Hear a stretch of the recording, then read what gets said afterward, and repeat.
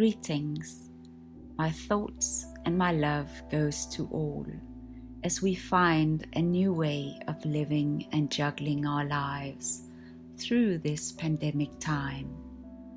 The nature scene I chose in this video was taken from one of our morning walks between 6 and 9 a.m., the allowed time for exercise here in South Africa at this moment.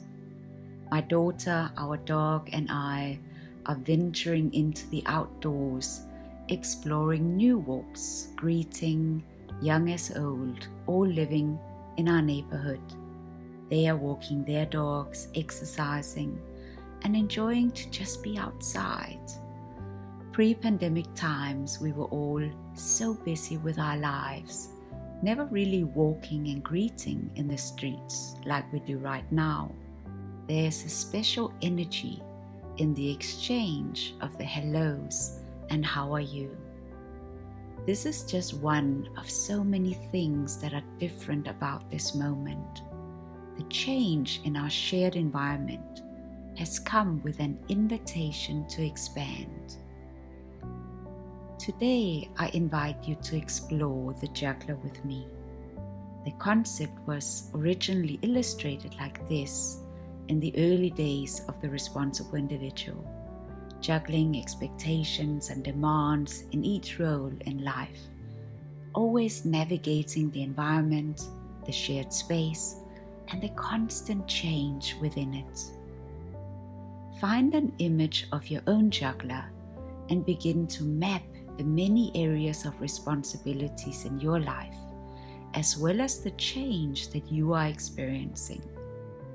This one I used in a previous Wednesday Insights video when my uncluttering process reminded me of the huge task I had assigned to the juggler.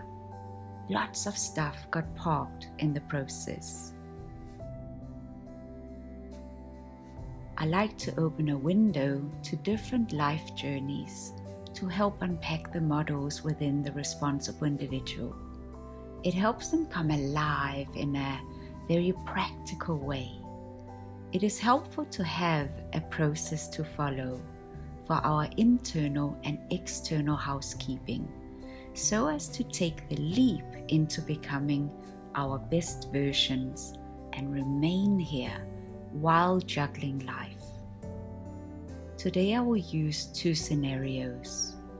Let us begin by investigating the foundation of the juggler and run a few tests on its robustness, meaning its stability and strength across a full spectrum, in particular the health and confidence of the person in question. This is important because it impacts each role we play. In this first case study, I have woven in several client processes into one example. I aim to illustrate the illusion many of us live with. What appears to be working just fine can be like a ticking bomb underneath us. Just like the client in this scenario, also I have known the need for excessive control, which felt safe, fooling myself into believing that I'm doing great. Well, I'm great as long as everything goes according to plan. I spoke to a client yesterday. His life has to be in perfect order. Every tiny bit within it has a specific place and purpose. He juggles his life with an intense, sharp focus and the highest level of standard. He is extremely sensitive to any moving parts in the shared environment and constantly alert to things potentially getting out of control. He does not do well with change.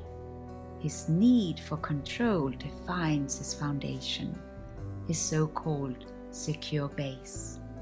However, the moment life throws him a curveball, like it just did, again, it crumbles. It triggers a rage from deep inside of him. He wants to break things. He knows the anger so well and has worked very hard on not going back there. He has a tendency to numb his pain instead of attending to it. The shadow side of his control, productivity, and focus reveals a lethargic and demotivated character who finds it hard to get out of bed in the morning. It expresses itself while caught in the downward spiral he is catapulted into after the curveball hits. As extreme as the controlling one in him becomes, often sustained for a very long period of time, so is the lethargic one when triggered. It's just an opposite extreme. He then retreats and disconnects. He often uses substances to numb both his anxiety and the bottled up rage. Very few get to see this side of him. To the outside world, he is the highly efficient and focused one. Underneath, he's falling into pieces. This is the prison he lives in. We are taking a moment to breathe. He agrees. The foundation is not a healthy one. The expectations he puts on himself causes so much harm. Any doing, any action from this unhealthy place is contaminated by his self-destructive behavior. I shared with him a paragraph from my book written in 2008 and inspired from the prison process. It goes like this: what matters is this very moment and what you add to it. Is it a moment of love? Is it allowing and accepting? And are you giving it unconditionally, liberated? Or is it a moment of limitation and fear, imprisonment?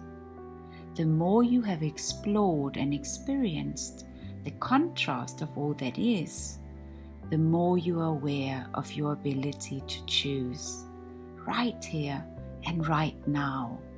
Are you ready to set yourself free? It is the most difficult step to take, and once we do, it is the most rewarding one.